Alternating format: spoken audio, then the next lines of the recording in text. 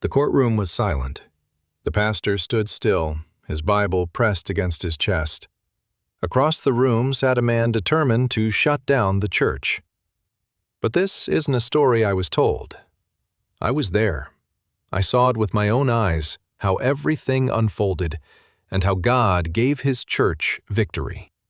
Because before this case ever reached the courtroom, it was already settled in prayer. In a quiet neighborhood, a growing church led by Pastor Daniel had become a place of refuge. Every Sunday, voices rose in worship, prayers filled the atmosphere, and lives were being transformed. It was a place of life, a place of hope. But peace doesn't go unchallenged.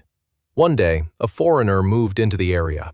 He was wealthy, influential, and deeply irritated by the sound of worship coming from the church.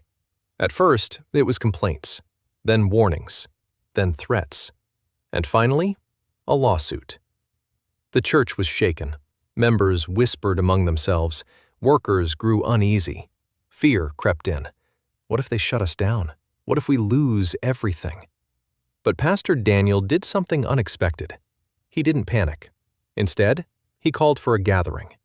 That evening, the church was filled, not for a regular service, but for something deeper, something urgent. The pastor stood before the people, lifted his Bible, and spoke with calm authority. "Tonight, we hand this battle over to God." Then he read, "And I will provide a place for my people Israel, and will plant them so that they can have a home of their own and no longer be disturbed. Wicked people will not oppress them anymore, as they did at the beginning." 2 Samuel 7:10. Faith rose in the room. They began to pray, not ordinary prayers, but deep, desperate cries to God.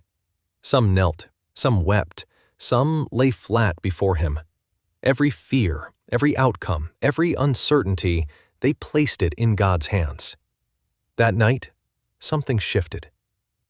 The courtroom victory. The day of judgment came.